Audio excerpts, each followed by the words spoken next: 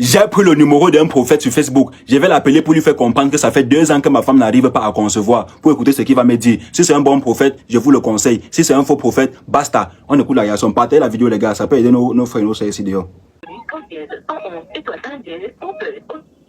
Allô? Allô, grand prophète. Bonsoir, mon gars. Bonsoir. J'espère que vous allez bien, mon père. Ça va, grâce à Dieu, ça va. D'accord. Désolé de vous déranger. Moi, j'ai pris votre numéro là sur Facebook. Et vraiment, ça ne va pas, mon grand prophète. Pardon, aidez-moi. Vous êtes où? Bon, moi, je suis dans la ville de Douala. C'est là ce que tu fais. Bon, moi, je fais on appelle ça quoi, là, le shopping. Donc maintenant, le problème, c'est que ça fait déjà presque 2 ans là que moi, j'ai vraiment un peu l'argent et vraiment, je n'arrive pas à concevoir. Et ça est en train de me créer des problèmes vraiment. Et je voulais savoir vraiment ce qui m'arrive, grand prophète. Est-ce que tu avais pris un remède chez quelqu'un? Le remède chez quelqu'un? Oui. Non, j'ai jamais pris le remède chez quelqu'un. Ça veut dire, est-ce que qui est parti chez moi, quelque chose comme les... Tu vas payer une écorce? Non, jamais. Ok, c'est ça. C'est donc un problème, c'est quelqu'un qui t'a fait ça. Ah bon? Oui. Merde. Parce que je suis en train de voir faire des remèdes comme un truc avec des écorces. Et tout ça, ça attaque le domaine du mariage. Donc c'est pour dire que ma femme, c'est là qui ne peut pas concevoir, là, c'est à cause Oui, c'est des attaques, oui, c'est ça. Donc comme ma femme, donc c'est pour dire qu'elle n'arrive pas à concevoir parce qu'on l'a attaqué. Elle a aussi un truc dans le ventre, elle a couché dans le ventre. Elle a quoi, grand prophète? Elle a un truc dans le ventre, elle n'est pas stérile, elle tombe enceinte, mais je ne sais pas pourquoi la femme ne vient pas. Oui, là, vous avez raison, parce qu'elle a eu à faire une fausse couche. Ouais, et tu vas voir, elle a comme une histoire de lait dans son ventre, c'est l'eau en fait. Mais... Donc c'est un truc qu'on a eu à lui faire aussi, ça fait que dès qu'elle tombe enceinte, ça part. Ça c'est vrai. Et la même chose avec son business n'avance pas. Et là, voici même tout ça, c'est ça. Et ça, c'est un serpent en fait. Bon, maintenant, comme elle écoute tout ce qu'on dit là, on peut faire comment pour l'aider, grand prophète? Non, maintenant, il faut qu'elle passe, il faut seulement un programme pour la suivre, pour briser ça. Et vous-même, vous êtes du côté de Douala? Non, je suis à Yaoundé. Mais c'est quand on m'invite à Douala que je viens. Je viens souvent prier pour certaines personnalités là-bas. Ok, et pour vous déplacer, ça peut me gérer même combien? Ce n'est pas une histoire. Bon, pour le moment, essayez un peu de me rappeler même vers 18h. Vers 18h? Ok.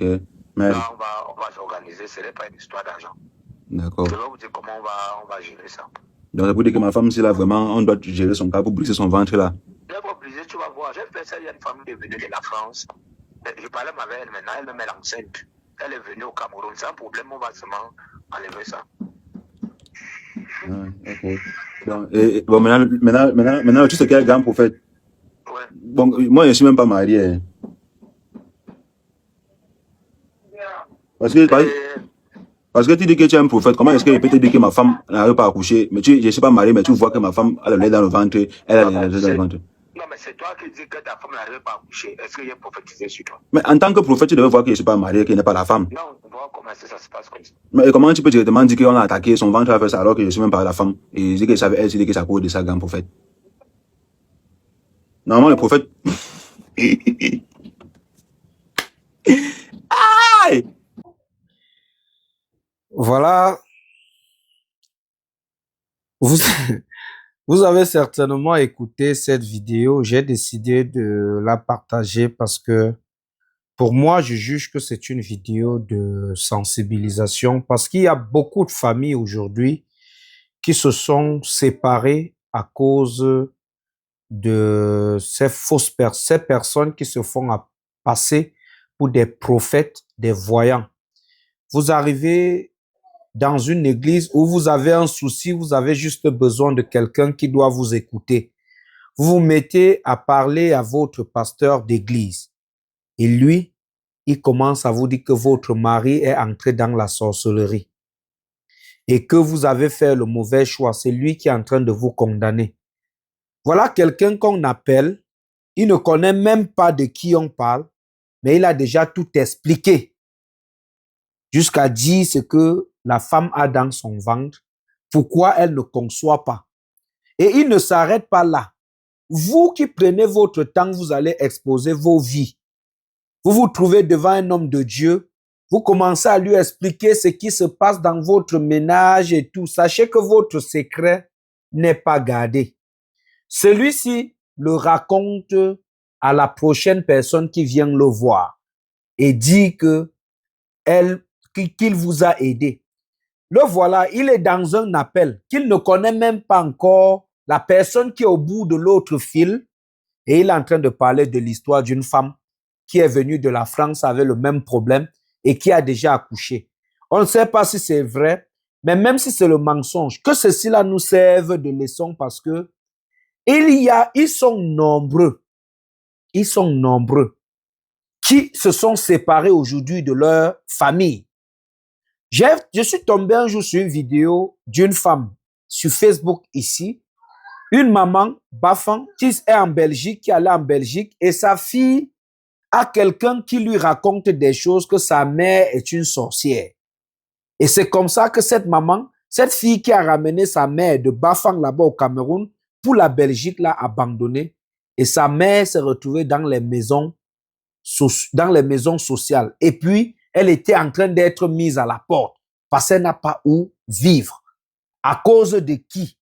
De ses serviteurs, de ces prétendus serviteurs de Dieu, parce qu'ils ne sont pas des serviteurs de Dieu. Tu ne peux pas être un serviteur de Dieu. Et tout ce que tu cherches à dire à un fidèle, c'est que ce qui t'arrive là, c'est un sort. C'est quelque chose que quelqu'un a fait.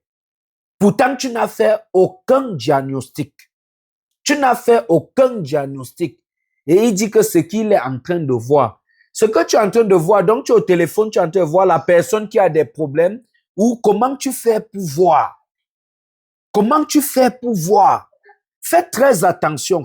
Je dis vraiment, faites très attention quand vous vous déplacez pour aller raconter votre vie à ces gens, ces prétendus hommes de Dieu. Faites très, très attention. Il le dit avec courage et il est en train de raconter comment il prie pour des personnalités, il fait ci. Mais si le gars avait continué, il nous aurait dévoilé la vie de tous ceux qu'il a déjà prié pour eux. Ce monsieur devait dévoiler la vie de tous ceux qu'il a déjà prié pour eux.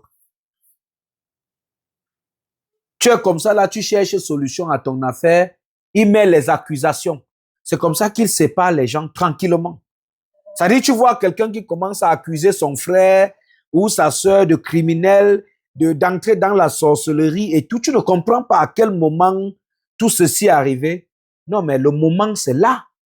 Le moment, c'est là. C'est qu'il y a quelqu'un qui se fait passer pour représentant de Dieu, qui a réussi à entrer dans le cerveau. C'est-à-dire, quand tu es faible, les gens s'y pénètrent, ils s'installent et ils deviennent maîtres de ton cerveau. Il faut faire attention. Je dis, il faut faire très, très attention quand ça concerne ces hommes de Dieu-là. Il faut faire très attention à qui vous vous adressez, à qui vous portez vos problèmes et les conseils qu'ils vous apportent. Parce qu'après, le regret devient le vôtre. Le regret sera le vôtre quand vous n'êtes plus dedans. Quand le pire s'est produit. Il dit que non, l'argent n'est pas un problème, mais ce qu'il va demander après, ce sera fort. Vraiment, hein? Faites gaffe. Faisons gaffe aux gens qu'on rencontre dans la vie. Salut.